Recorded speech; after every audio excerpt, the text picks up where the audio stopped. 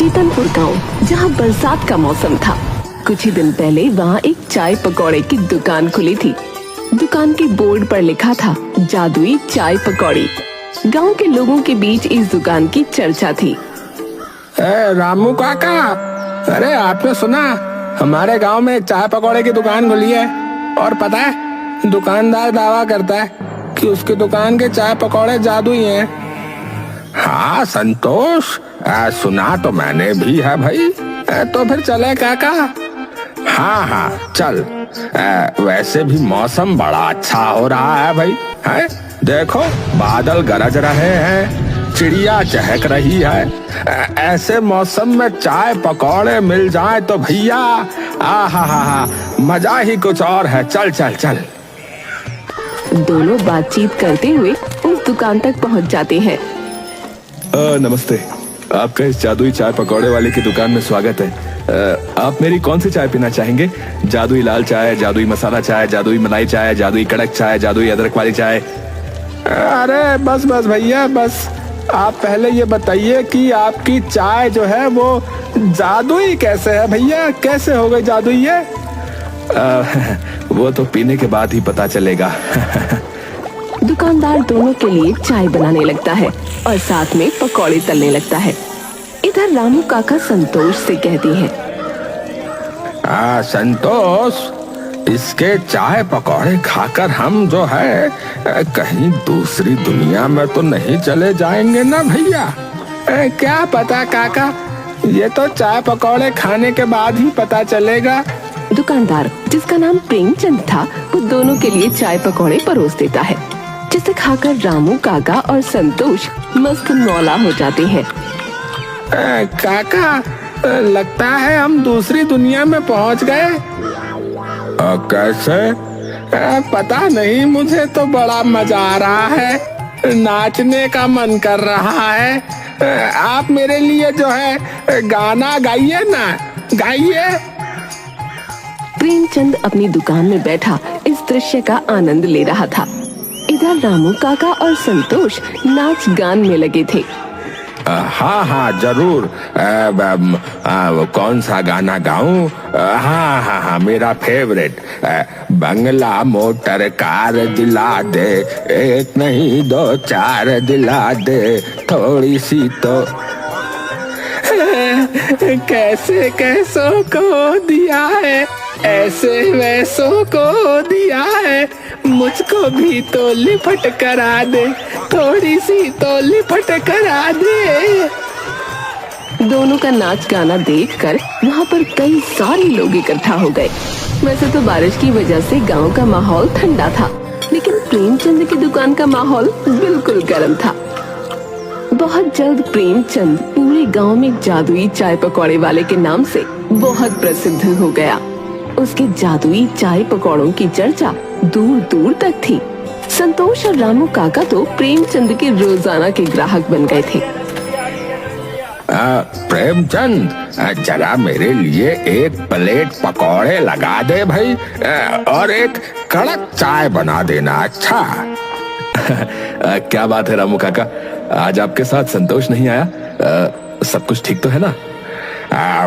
कुछ ठीक नहीं है, तभी तो तेरी दुकान पर आया हूँ।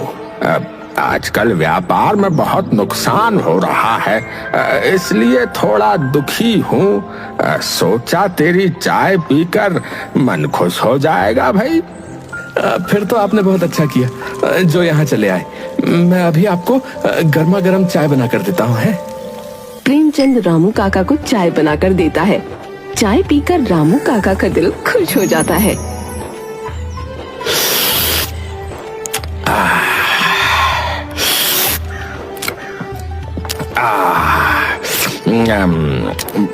भाई प्रेमचंद, एक बात बता, आखिर तू चाय में जो है ऐसा क्या मिलाता है रे, जो तेरी चाय पीते ही सारी टेंशन खत्म हो जाती है और जो दिल है वो बिल्कुल खुश हो जाता है?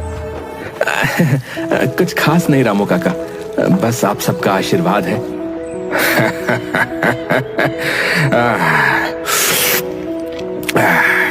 भाई तू चाय के साथ जो है बातें भी अच्छी बना लेता है।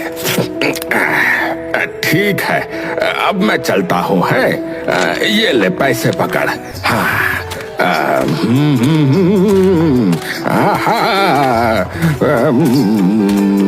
दिलो जान कुर्बान। दुखी आए रामू काका चाय पीने के बाद खुशी खुशी गुनगुनाते हुए वहाँ से चल देते हैं। इस गांव में एक और चाय वाला था जिसका नाम पप्पू था। प्रेमचंद के आने से पहले उसी की दुकान फेमस थी, लेकिन प्रेमचंद की जादुई दुकान खुलने के बाद पप्पू का धंधा तो ठप हो गया था। वो रामू काका को गुनगुनाते हुए घर की ओर जाते हुए देखता है। देखो तो जरा कैसे गुनगुनाते हुए जा रहा है ये बुड्ढा। आखिर वो चाय वाला अपनी चाय में डालता क्या है? एक एक करके उसने मेरे सारे ग्राहक छीन लिए, और ये बुड्ढा, इसने तो मेरी दुकान पर आना ही छोड़ दिया। सबसे गिन गिन कर बदला लेगा ये पप्पू। हाँ, ये बात तो सच थी कि पप्पू की दुकान चलनी अब बंद हो गई थी, और कहीं न कहीं ये बात भी सच थी कि इसका कारण प्रेमचंद ही था। पप्पू प्रेमचंद पर नजर रखता है। वो सुबह 4 बजे ही पप्पू की दुकान के पीछे जाकर खड़ा हो जाता है। अब देखता हूँ ये चाय वाला पप्पू की नजर से कैसे बचेगा।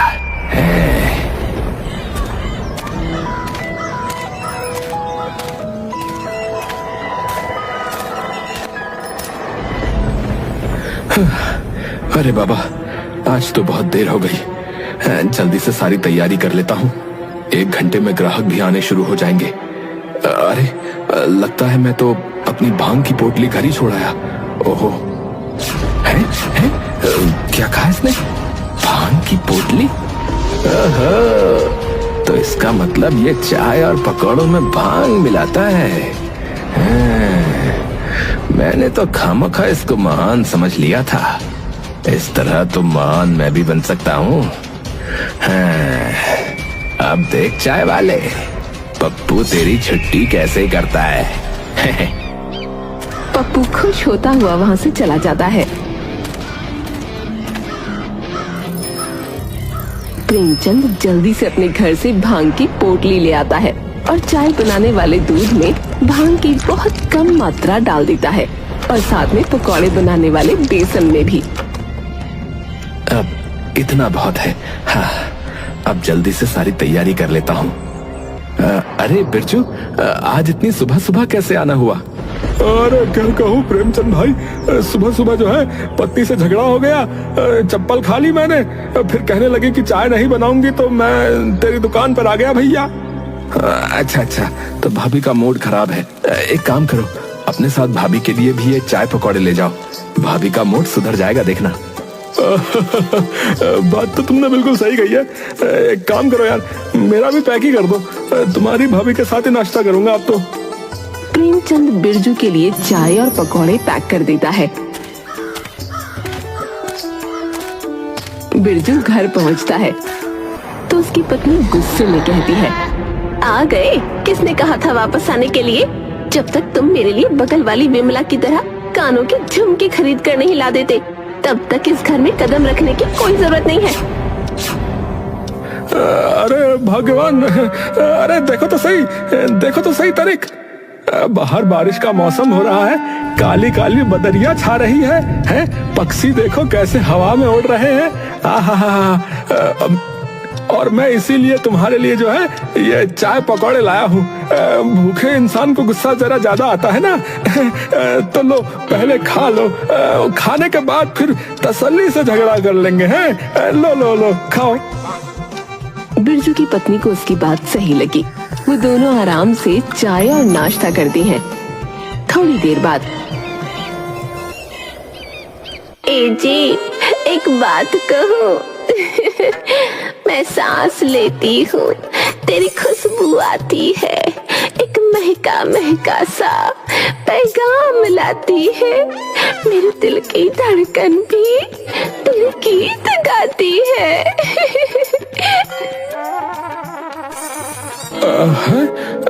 चुमकी, क्या तुम्हें बगल वाली बिमला की तरह झुमके नहीं चाहिए क्या? नहीं, मेरे पास आप हो, वही बहुत है।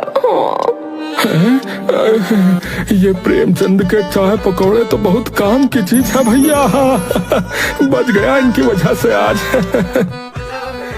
दूसरी तरफ पप्पू जो सुनकर गया था कि प्रेमचंद अपने चाय पकौड़ों में भांग डालता है, वो भी मार्केट से भांग खरीद कर ले आता है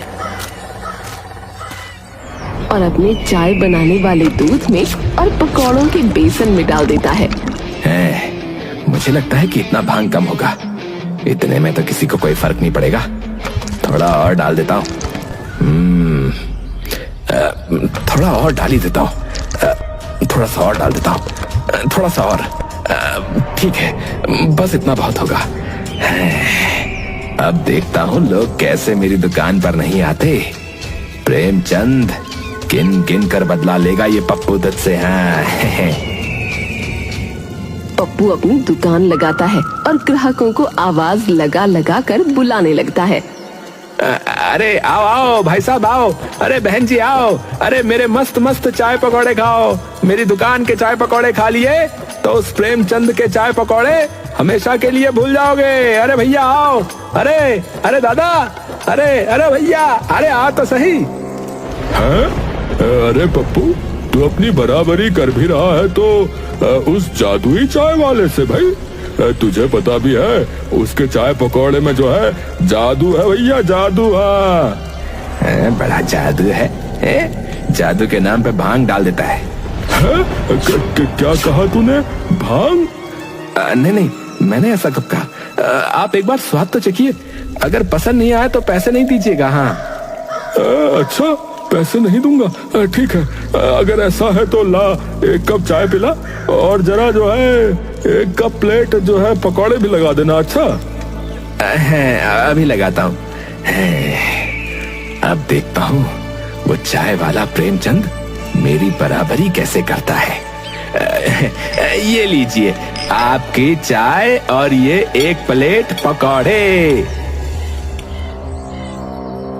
वो आदमी चाय पकौड़े खाने की शुरुआत करता ही है कि तभी वहाँ रामू काका और संतोष आ जाते हैं।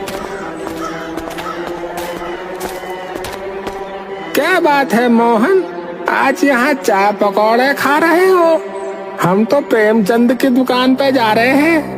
अरे ये कह रहा है कि इसके चाय पकौड़े प्रेमचंद के चाय पकौड़े से ज्यादा अच्छे हैं और ये जो है दावा भी कर रहा है कि अगर हमें पसंद नहीं आया तो ये पैसे नहीं लेगा। हाँ, फ्री की बात है तो है, खाने बैठ गया। मैं तो कहता हूँ तुम भी आ जाओ भैया, आ जाओ। मोहन की बात सुनकर रामू काका और संतोष भी पप्पू की दुकान पर ही चाय पकौड़े खाने के लिए बैठ जाते हैं। ला भाई, हमारा भी चाय पकौड़ा लगा जरा। पप्पू खुशी खुशी सबको चाय पकौड़े दे देता है।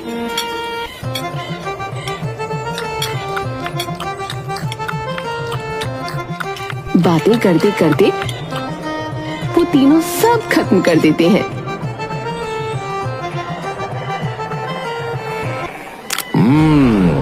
स्वादिष्ट तो थे, लेकिन जो है प्रेमचंद वाली बात नहीं थी। हाँ, साफ कह देते हैं, लेकिन मतलब बात सही है। काका मेरा सर घूम रहा है। आपका भी सर घूम रहा है क्या? वो सब तो ठीक है, लेकिन तुम इतना हंस क्यों रहे हो भाई? है क्यों हंस रहे हो तुम इतना?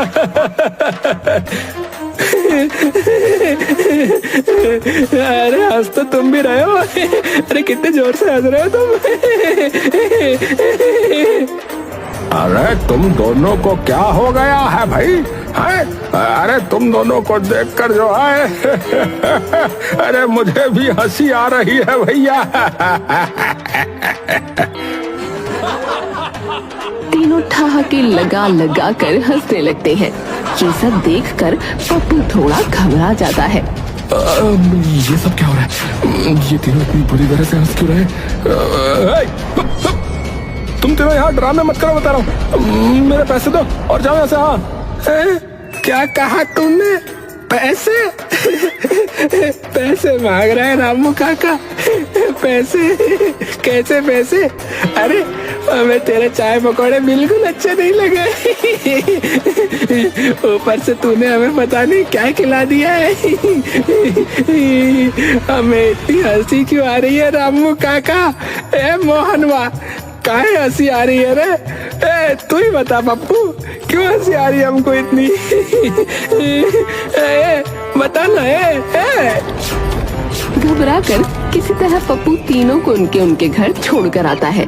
संतोष की पत्नी कहती है, जी आप तो ठीक से खड़े भी नहीं हो पा रहे, क्या आप नशा करके आए हैं क्या? नहीं तो, बिल्कुल नहीं, बिल्कुल नहीं किया नशा। मैंने कोई नशा नहीं किया। वो तो हमने पप्पू की दुकान से चाय और पकोड़े खाए थे। कोई नशा नहीं किया। मैं तो गया ही नहीं ठेके पर। लेकिन आप रो क्यों रहे हैं? पता नहीं, बहुत रोना आ रहा है मुझे।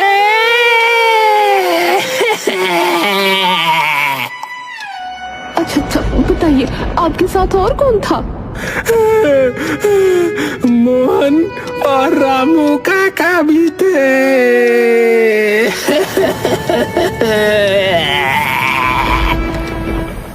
संतोष की पत्नी बहुत चालाक औरत थी।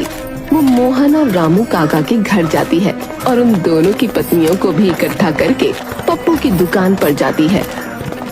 अरे ओ पप्पू, बाहर निकल। तूने हम तीनों के पतियों को ऐसा क्या खिला दिया जो वो ठीक से खड़े भी ना हो पा रहे? तुझे तो हम छोड़ेंगे नहीं। तीनों अपनी चप्पलें निकाल के पप्पू की धुलाई करने लगती हैं। अरे बचाओ, अरे कोई मुझे बचाओ भाई, अरे कोई मुझे इस काली दुर्गा सरस्वती से बचाओ। पप्पू अपनी जान बचाकर भाग रहा था और वहीं वो तीनों पप्पू के पीछे पड़ी थी।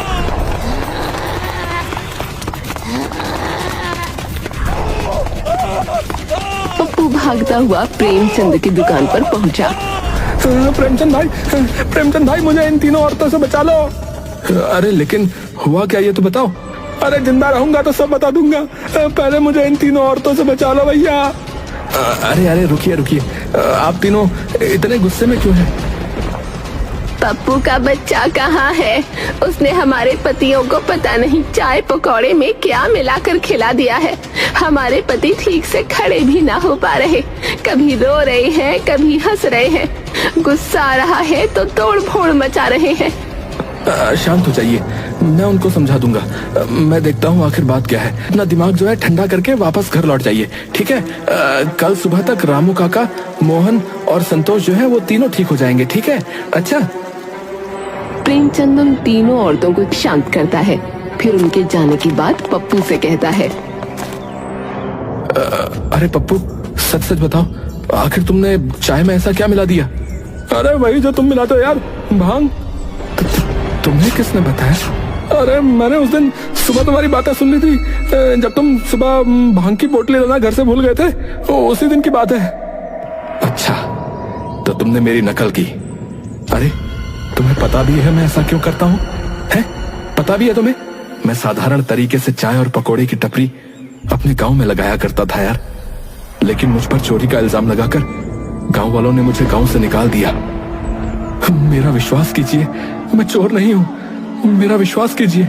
मुखिया जी आप तो समझिए, मैं ईमानदारी से अपना काम करता हूँ।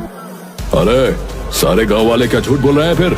हैं? मैं कहता हूँ मेरे गांव से निकल जा, अभी क्या अभी। लेकिन मुखिया जी, इस बरसात के मौसम में देखिए ना, मैं अपने परिवार को लेकर कहाँ जाऊंगा? पापा अब हम कहाँ जाएंगे? अब आप अपनी दुकान कहाँ खोलेंगे? क्या अब हम सब भूखे मर जाएंगे पापा?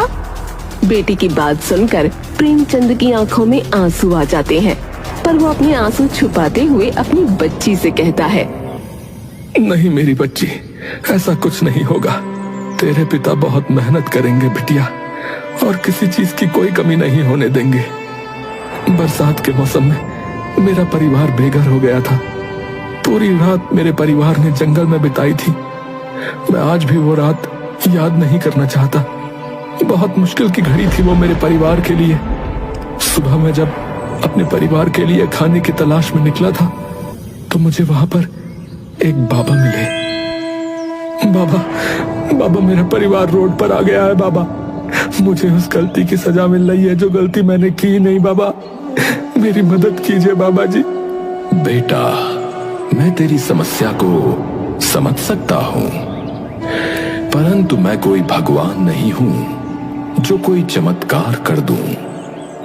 हाँ, परंतु मैं तुझे एक भभूति देता हूं।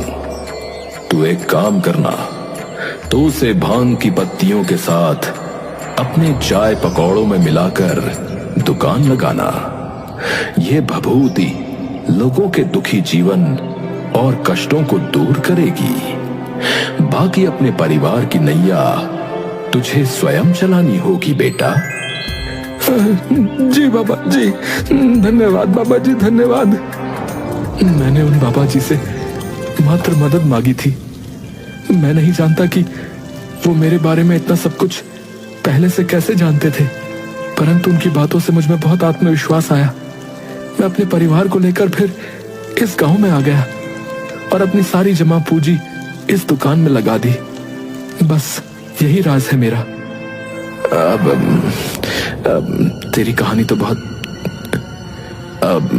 तेरी कहानी सुनकर बहुत दुख हुआ दोस्त। मुझे साथ ही माफ भी कर देना दोस्त। मैंने बिना तुम्हारे बारे में जाने तुम्हें गलत समझा। उस भभूति को भांग के साथ इस्तेमाल करना था, इसलिए मैं उसे भांग कहता था और तुमने गलत समझ लिया। अरे तो मैं भी क्या करता, तुम अच्छे से जानते हो। तुम्हारी वजह से मेरी दुकान बिल्कुल ठप हो गई है। मेरा भी तो परिवार है ना, मैं भी अपने परिवार में इकलौता कमाने वाला हूं। अब मैं समझता हूं दोस्त, क्यों ना ऐसा करें कि हम दोनों साथ मिलकर काम करें। बदले में तुम ये मेरा राज किसी को भी मत बताना। बाकी हमें जो भी मुनाफा होगा हम ईमानदारी से आधा आधा बांट लेंगे।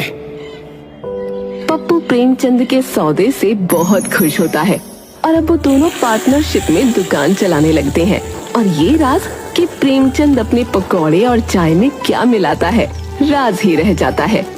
पूरे गांव के लोग अभी भी उनकी दुकान पर आते हैं, जादुई चाय पकौड़ों का लुत्फ उठाते हैं।